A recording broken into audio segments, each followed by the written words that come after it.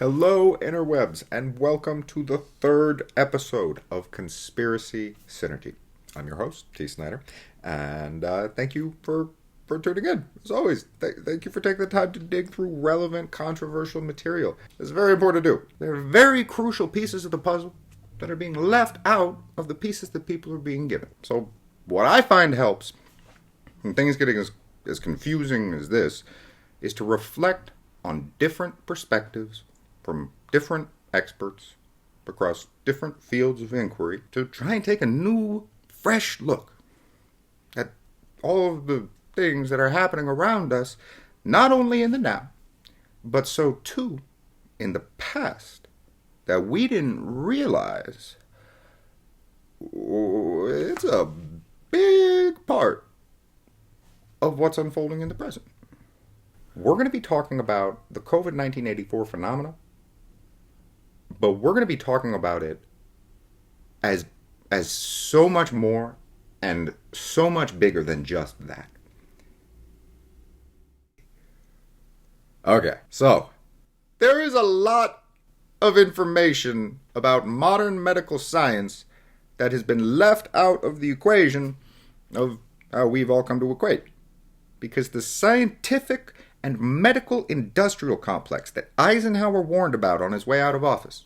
Like, he warned about two things. One was the military industrial complex and how that would get ridiculously out of hand and incrementally steer the direction of the future when needlessly plunging the world into mass murder over and over again, and we've all seen that prediction come true. But the other thing that he warned about was a scientific industrial complex, which very much overlaps with modern medical science. Which, like, if we're talking about modern medical science, when I say that, I'm not just talking about medicine. Modern medical science is itself, it's like an entwinement of like-minded, converging, interdependent industries and industrialists. It's regulators, legislators, distributors, manufacturers, academia, and much, much more. It all collectively adds up to the behemoth entity that is modern medical science. So what that means is that right now, in this whole COVID-19 84 thing, a multifaceted industrial complex that a former president warned was already getting insanely out of hand over 60 years ago is now consolidating itself yet again after a long history of consolidating itself over and over again. Kind of sounds like a recipe for a disaster now, doesn't it? Yep, sure does. You would think that, like, modern medical science was conceived of, created, founded, propagated, and propounded based upon its proven and observable merits. Like, Eureka! We have discovered these wonderful bounties of technologies and advancements in our understanding of human health. These advancements make everything better for everyone, everywhere. That had to be it, right? You know, modern medical science was proven to work, supposedly. It was good for people everywhere, supposedly. And so that's the direction that all doctors took of their own free will, supposedly. All because it just worked so darn well. Supposedly. Right? Surely that's how it all went down. No. Those, like, whimsical fairy tale kind of ideas that we would like to hope were the driving force behind medicine in America, unfortunately, no. No, that's not how modern medical science came to prominence. The uncomfortable reality is that doctors were not as influential in the way modern medical science evolved as very powerful industrialists were. Another way of phrasing that is that helping people wasn't the point of evolving medicine into the modern way of thinking. Making money was. And it still is. That's why Rockefeller got on board. A social engineer. To make money and to use medicine as a way to influence society moving forward into the future. Also, okay, looking back on the history of it, it's important to note that before the rampant modernization of medicine, there was a fundamental divide in methodology between physicians. Some used the cut, burn, and purge techniques of allopathy. Basically, like trying to torture the sickness out of people, and that didn't work so well. While on the other hand, naturopathic or homeopathic practitioners used home-brewed herbs and elixirs and other natural methodologies to harness the raw healing power of the human body to get rid of sickness all on its own. But that's not a very profitable form of medicine, if what you're out to do is to make a fortune. And that's what industrialists wanted for all medicine, not just some. This was about creating a medical monopoly by only licensing and supporting allopathy.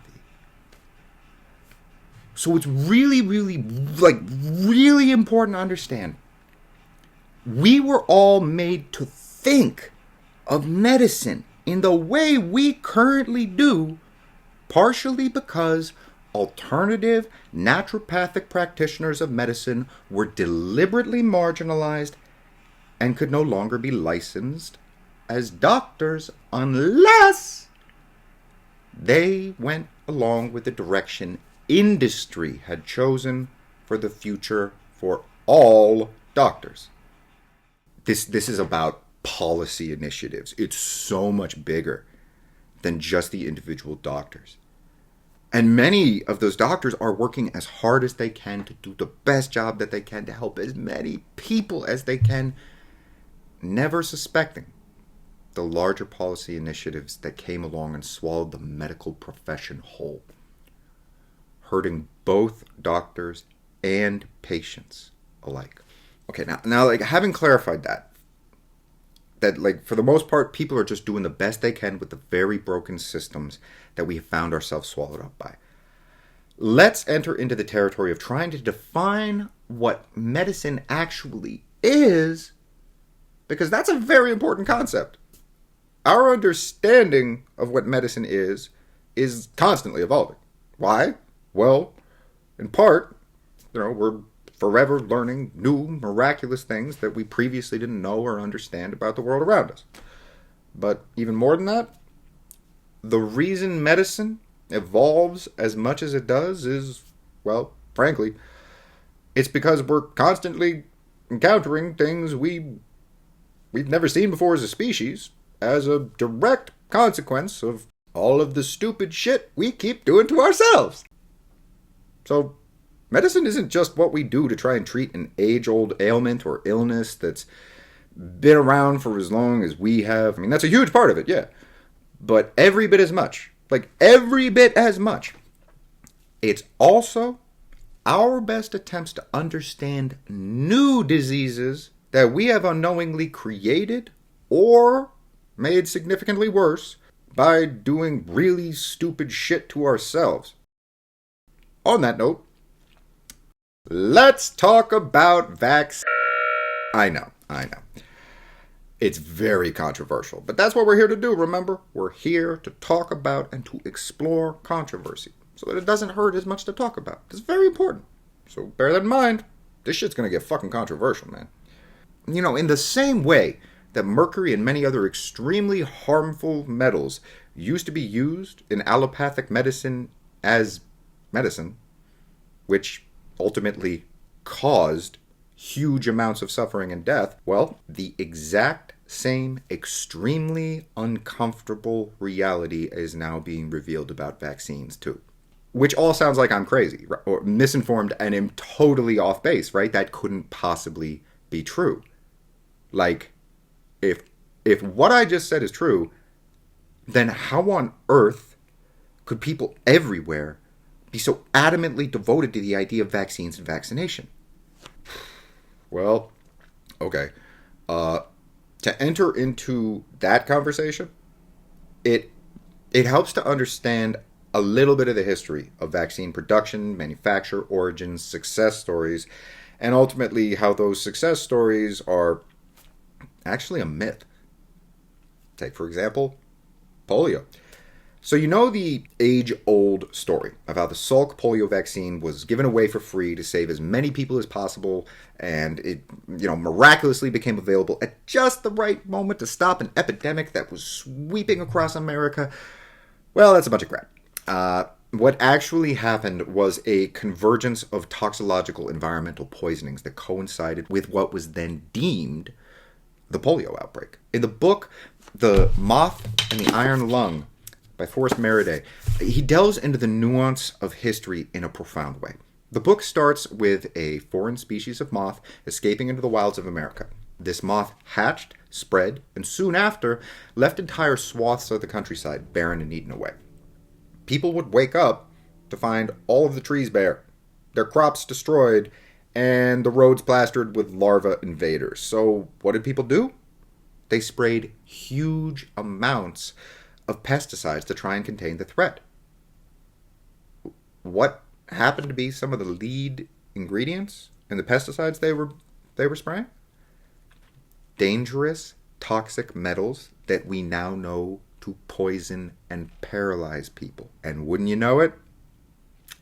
Just as those huge industrialized efforts to spray as much chemicals and metals on the unsuspecting children of America began to unfold, well, a strange new disease epidemic began to creep up on the country.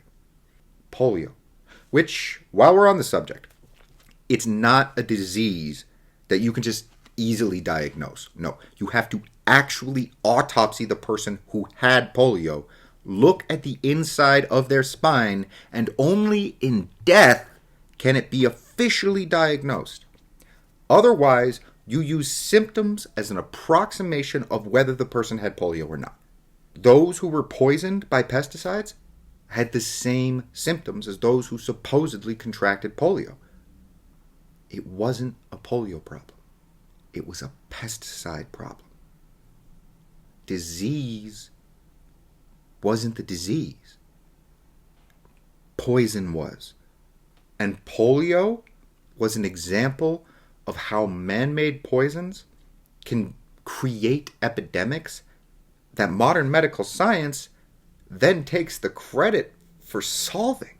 But the polio vaccine wasn't what eradicated polio, because at the exact same time as that vaccine became widely available, the toxic pesticides were already being removed from the market, and wouldn't you know it, fewer people got sick. Okay, but surely that's just polio, right? One misunderstanding. Easy to understand how that mistake could be made. But surely other vaccines work and are effective and necessary, right? Well, we still vaccinate against polio. And you know what's interesting about that? The leading areas in the world where polio still does occur, most often, they just so happen to be those where environmental toxins are higher. And oh yeah, also, you can literally get polio from the polio vaccine. So, we're still vaccinating against something that wasn't really completely, ultimately about polio, but was more about toxicological poisoning. And oh yeah, by the way, the vaccine itself is literally known to poison people and give them polio. Oh, okay. That seems a little completely fucked up and backwards given the varied history of that disease. But okay. Okay. I mean, surely that's just one misguided application of a vaccine, right? It's not like glaring, egregious, horrific negligence and malpractice is in fact the industry standard across the board, right? Well, to answer that question effectively, you have to look at the research that's been done. You have to go to the first document, root sources of what has and has not been tested, and then you have to use effective control groups. Wait a minute. Vaccines have never been tested against an inert placebo. Yes, you heard that correctly.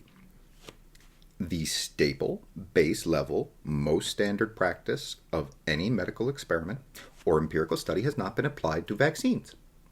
Ever. But if that's true, which it is, then that means, technically, there's literally no empirical, observable, laboratory-confirmed proof that vaccines work as well as we're told they do.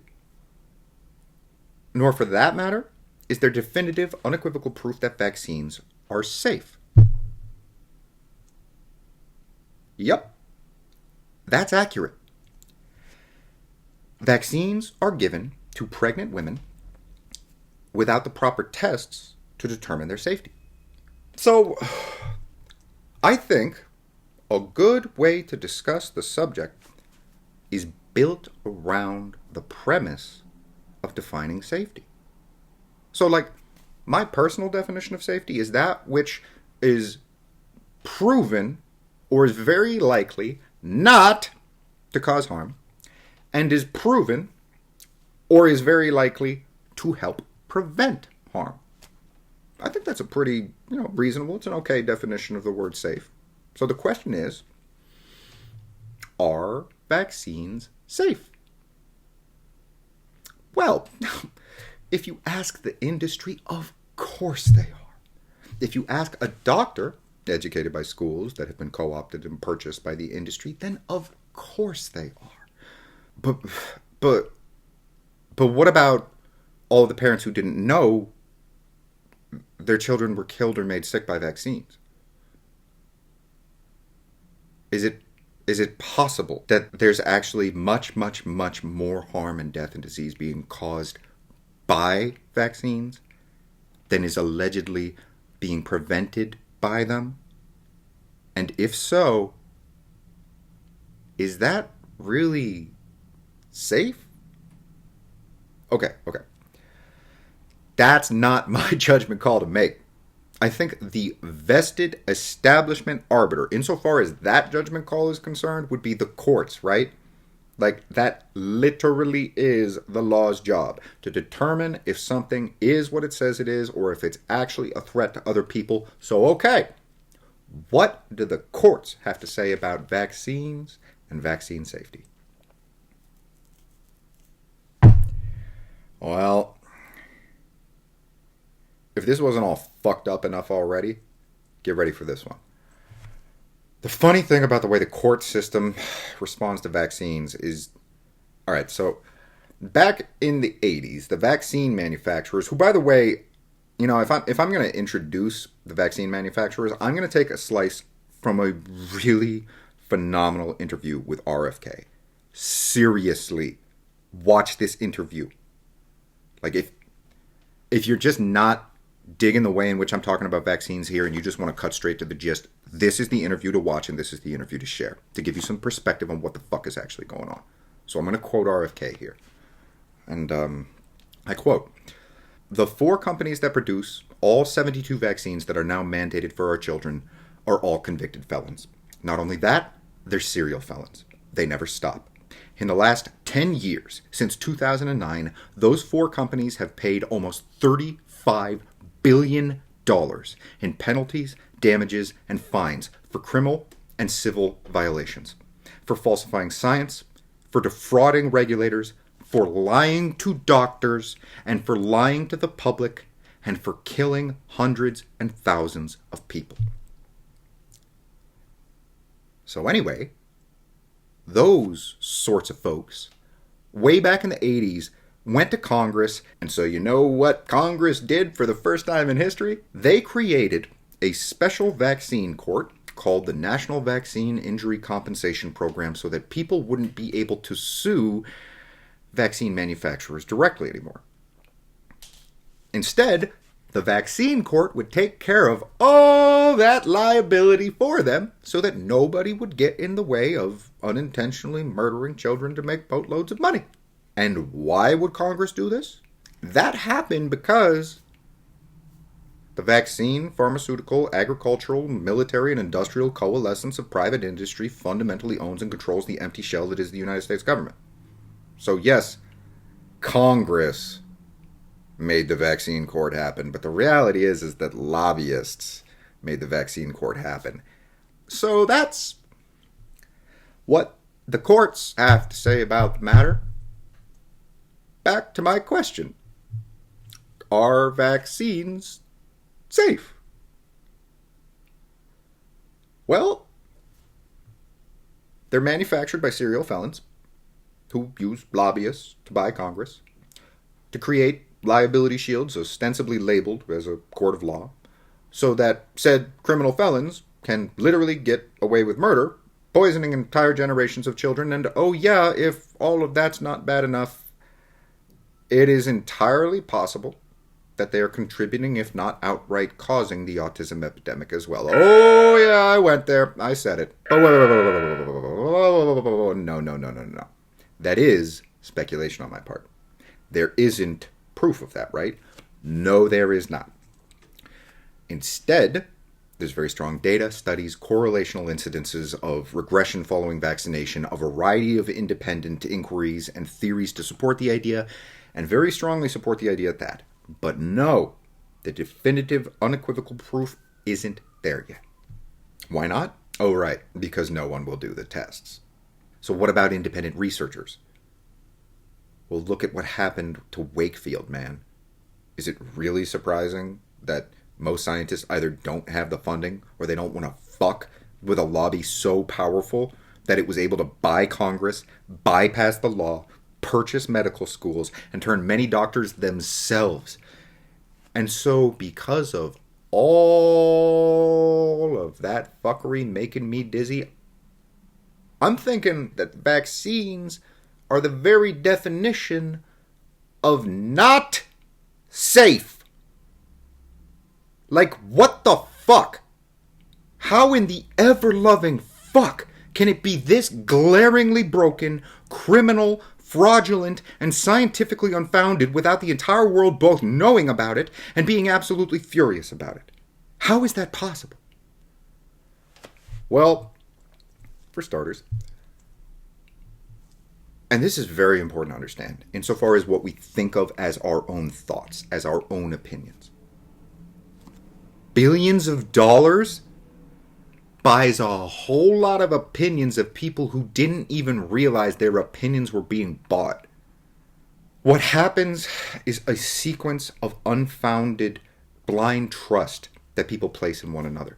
We trust the doctors, who trust the distributors, who trust the manufacturers, who trust the regulating organizations, who trust the school systems, all of which were bought wholesale by billionaires who don't give a fuck about anything but making money, controlling human beings, and avoiding liability. So, I think it's important to remember to be patient when talking about this very contentious issue with other people and facing the hostility that often surrounds the subject. Because, remember, we were all lied to, and we were all made a fool. And if you disagree with that, I completely understand that. Please take the time to look into it further. Okay, so all of that said, what about mandated vaccines, right?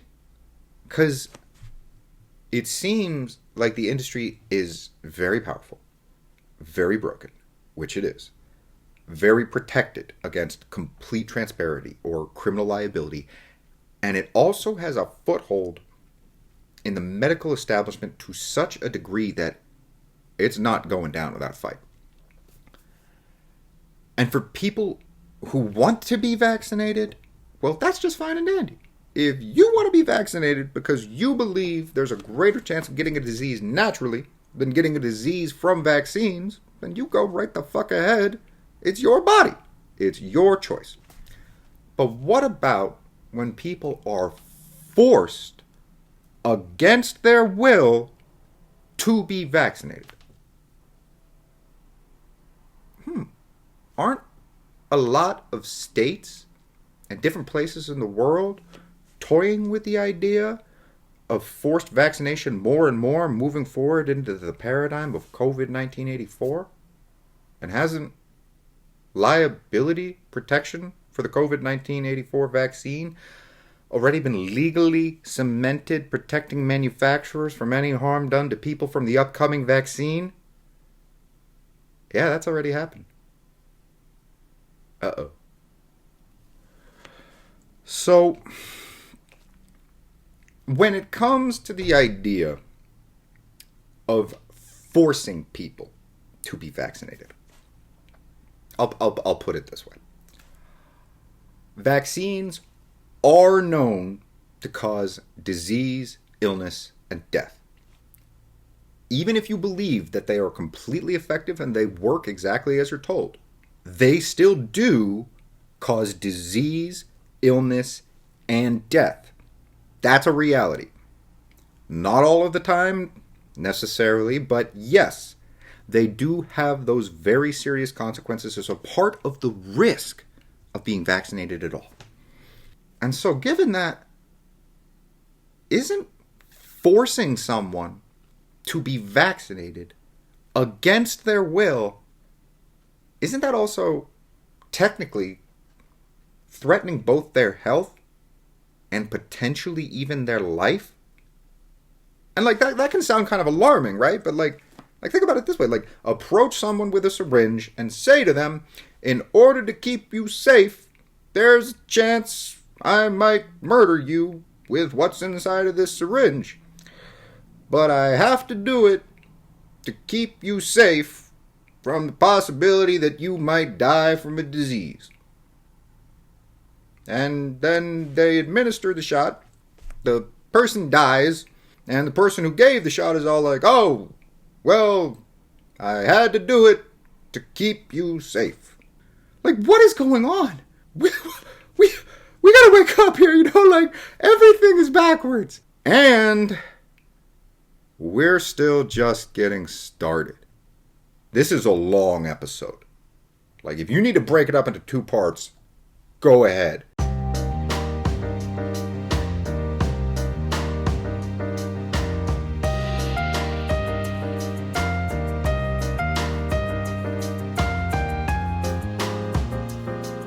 So next up is fluoride.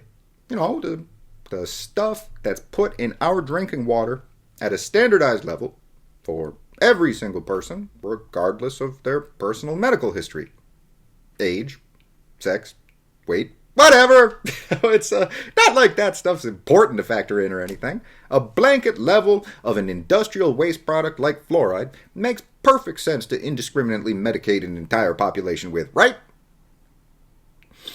Except, oh wait, yeah, right, fluoride is in fact an aluminum industrial waste product that was deliberately put into the water supply of the gulag in order to slow down the neurological processing of those people interned there.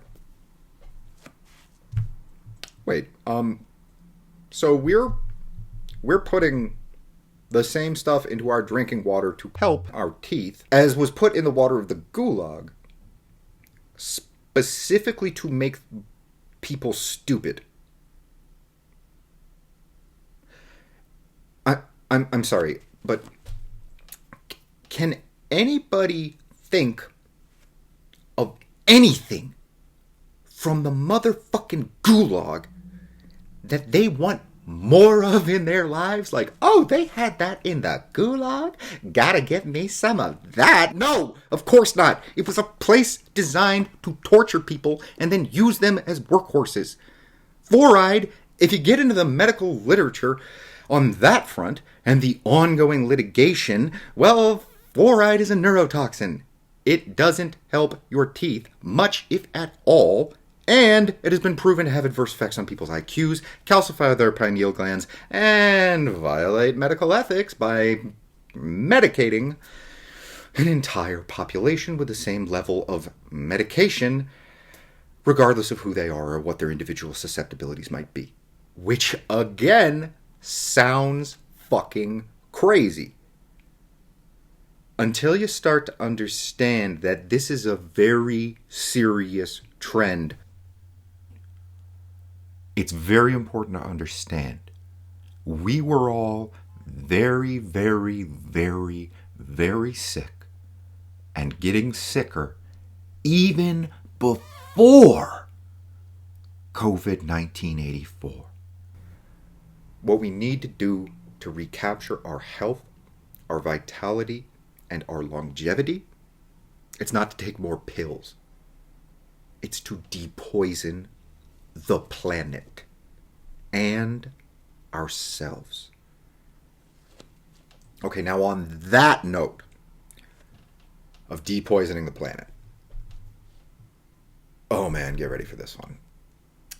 Because as far down the rabbit hole as we are already, like looking at this entire canvas of these convergent themes that overlap and intertwine in the broader spectrum of the multifaceted industrial complexes that all coalesce to form modern medical science, as fucked up as this shit seems already, so fucked up that a lot of people literally will not even be able to conceive that this is even possible, let alone that it's what's actually transpiring.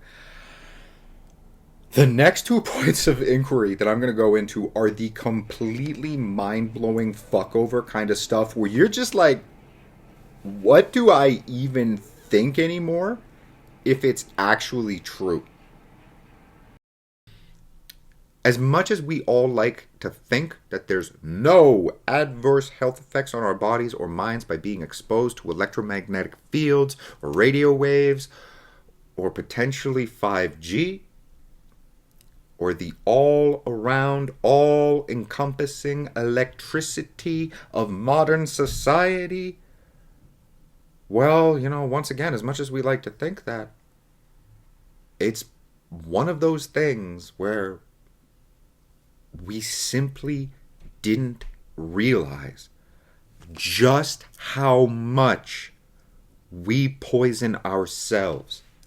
The invisible rainbow. It is a mind-blowing and extraordinary expose of the history of electricity and the effects that it has had on all life on the planet. Not just people, nature too. Plants, animals, critters in the sea, birds in the air, all of us. The first half of the book is an sort of incremental exposure of the study of electricity, tracing back all the way to the mid-1700s, when people first learned to charge up electricity in glass containers and then shock themselves for entertainment. Like, seriously, this is what one of the first applications of the discovery of the power to harness electricity was: electrocuting ourselves for funsies. In fact, it was so popular to electrocute ourselves that people would get together, form large circles, holding hands with one another, and thus electrocute everybody all at once through the miraculous ability of human beings to have invisible currents flow through us and into one another. And the book, it then slowly sort of progresses from that trajectory of our desire to harness electricity for the joys and the entertainments it provides us, while at the same time failing to recognize just how deeply the shocks it provides us would come to hurt our health. For example, influenza. Influenza? That's a virus. What does that have to do with electricity, right? Well, influenza is one of, if not the most studied viruses on the planet that allegedly is responsible for infecting and hurting so many people over so many outbreaks in history. Except, the problem with that is they cannot transmit this virus from person to person, even though they have tried really, really desperately to do just that. Which sounds crazy! Because okay, so the researchers who were trying to infect people with the influenza virus, they literally got 100 volunteers together to try and infect them. They then took sick people who had been diagnosed with having the influenza virus and administered their mucus, dripping, saliva, and just bodily fluids to said volunteers. And yet, none of them became sick. So they tried having the sick people sit and talk to the volunteers for 5 minutes in close proximity, and then lean in really close to cough directly on them, and still nothing. but it's supposed to be insanely contagious. It's the virus that's causing the outbreak, right? It's the virus that's wreaking havoc on our lives and ruining everything, right? Well, actually, no. Because in that time period, the virus was supposed to have traveled faster and infected more broadly than was even possible for human-to-human contact to accomplish. When outbreaks occurred, it was as if it was everywhere, seemingly immediately. Sometimes even faster than trains could travel. How does the alleged infection of a person-to-person transmitted virus outrun a motherfucking train? Okay, so then what the hell was actually causing so many people to actually become very, very ill on so many occasions throughout history, all over the world, in very different places and very different environments? Enter the study and largely unknown history of electricity. I'm going to take a minute to quote 2 full pages from the book The Invisible Rainbow. Like, read this book. And I'm going to detail some of the simultaneous emergences of influenza outbreaks that have occurred at the exact same time as major new technologies being implemented around the world. So this is 2 pages from that book that I'm going to quote for you starting now. A large, rapid, qualitative change in the Earth's electromagnetic environment has occurred 6 times in history. In 1889, power line harmonic radiation began. From that year forward, the Earth's magnetic field bore the imprint of power line frequencies and their harmonics. In that year, exactly, the natural magnetic activity of the Earth began to be suppressed. This has affected all life on Earth. The power line age was ushered in by the 1889 pandemic of influenza. In 1918, the radio era began. It began with the building of hundreds of powerful radio stations at LF and VLF frequencies, the frequencies guaranteed to most alter the magnetosphere.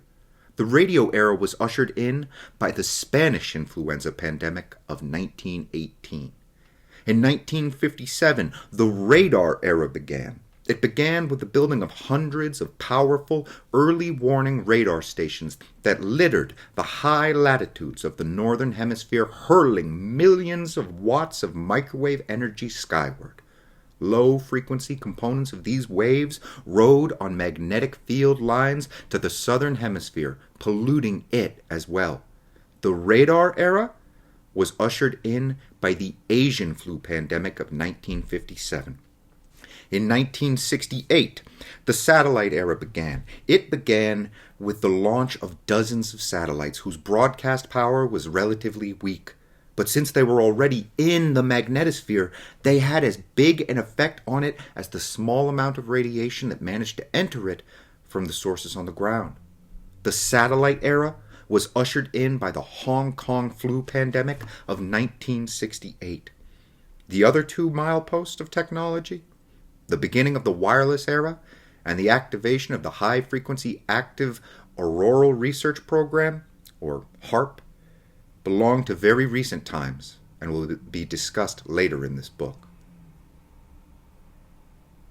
Okay, so, wait a minute. Every time there's a major deployment of a new form of untested technology that has the power to affect the entirety of the Earth in a way that we aren't able to actively perceive with our senses, those technological implementations have coincided directly with major outbreaks of influenza. It's almost like radio waves, satellite signals, cell phones, and other largely untested invisible forces to our senses, not proven to be safe for widespread public dissemination, have and still are wreaking havoc on this Earth. And It's not just outbreaks of disease blamed on viruses that have claimed the lives of innocent people throughout history as a result of this. It's also a whole range of things people would never have imagined were being incited, at least in a significant contributory way, by the technology and the EMFs all around us. Like honeybees dying.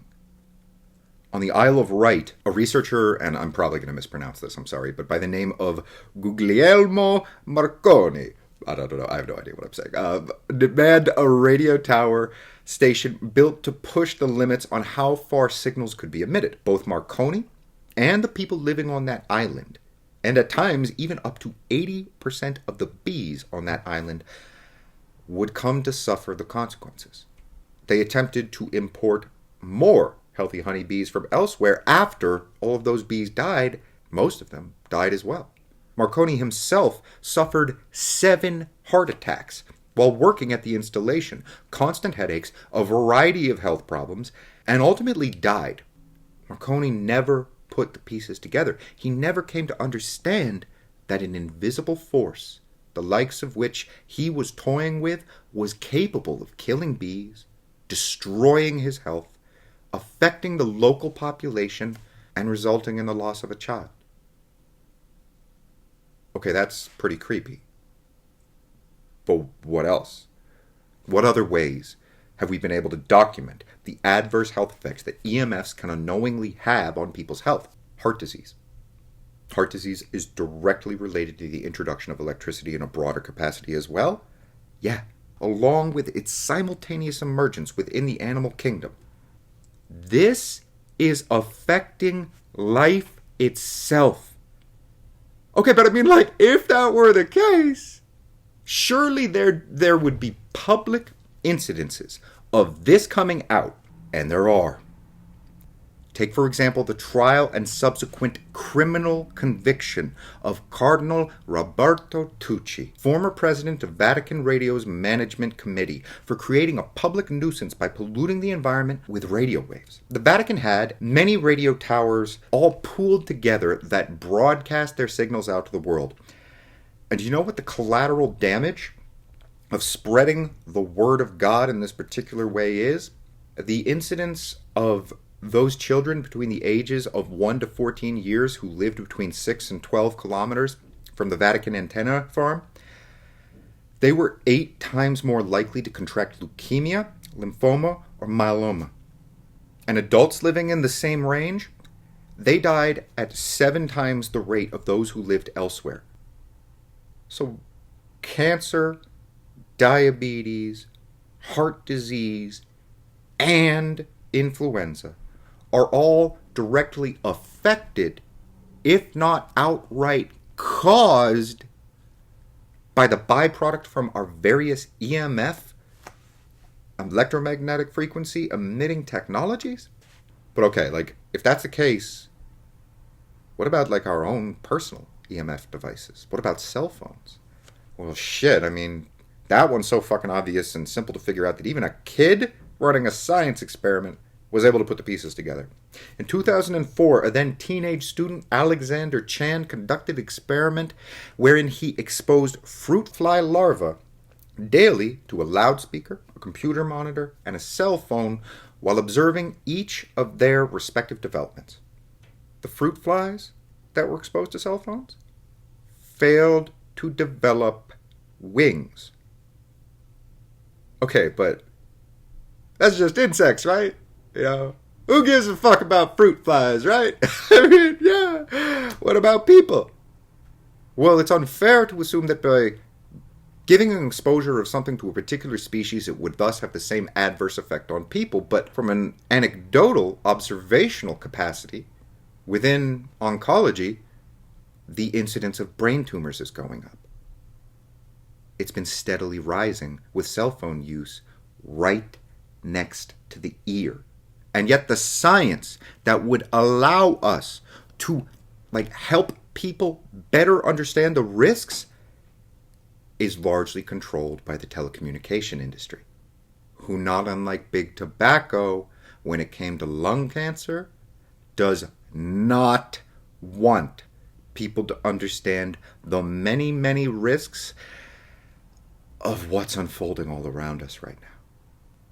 We're not as sick as we are in so many different ways only because of the reasons we've been told we're sick. And this has been the case over and over and over again throughout history. Okay, guys, I'm not out here advocating for the removal of all electricity so that we can all become Amish. No, I like my fucking cell phone. I like I'm talking to a fucking computer here, man. There's lights. I'm not getting rid of this shit. No. So that's not where I'm coming from. But insofar as understanding the contributory variables that are all collectively pooling to a multifaceted public health crisis, that's very important to factor in.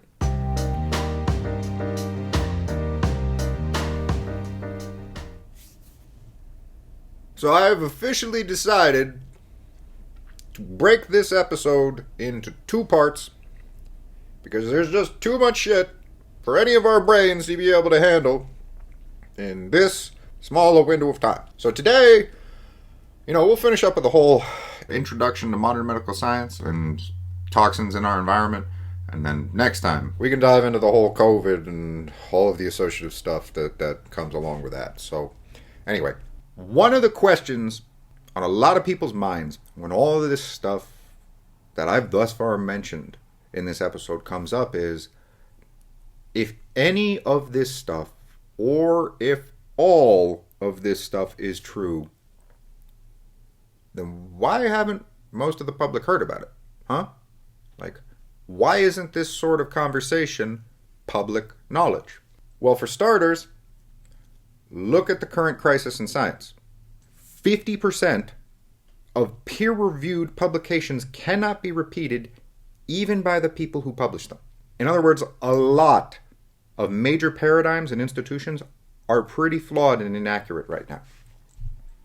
90% of Wikipedia articles about medical findings contradict the peer-reviewed literature.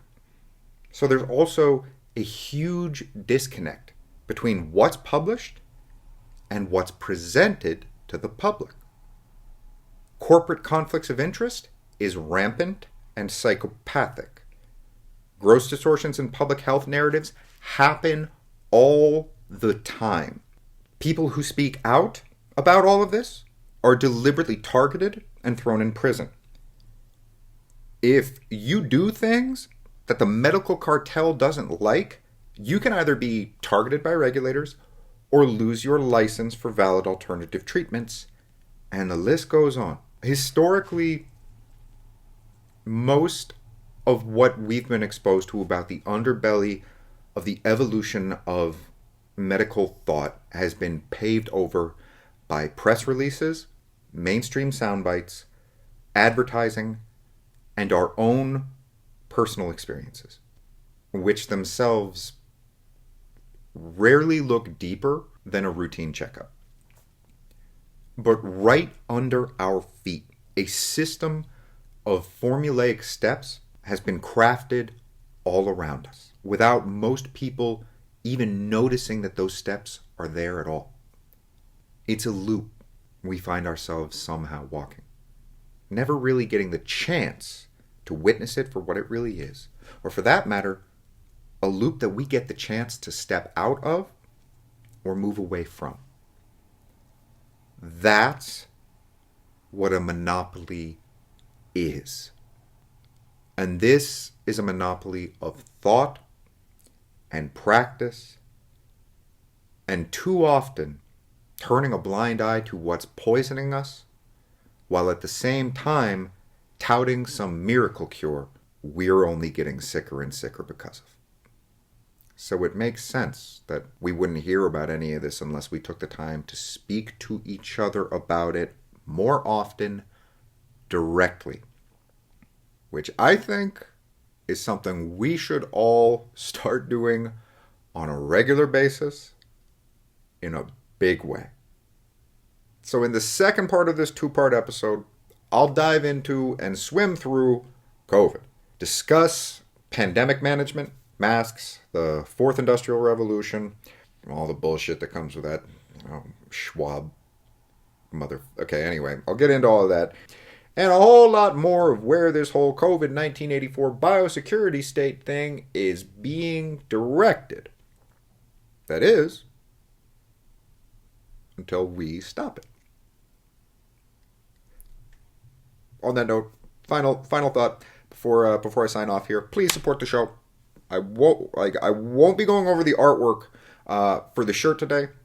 I'll do that in the second part. But it's really important to understand that the situation we're all in right now is that the mainstream media is funded by billionaires and government incentives. People like me in the alt media trying to wake up the general public to how badly we're all being lied to by corporate media. People like me, we have absolutely nothing but what you have the heart to give. And so even if it's a donation as small as $1, that still does go a very long way for completely independent shows like this one. As always, thank you for tuning in. My name is Tees, Teacher of Peace. It's a pleasure to be on this rock with y'all, and I cannot wait to see how we manage to change it for the better together. In fact, I don't think it's something that we should wait for. I think we should all be inspired to help change things from now on. So till next time, keep digging.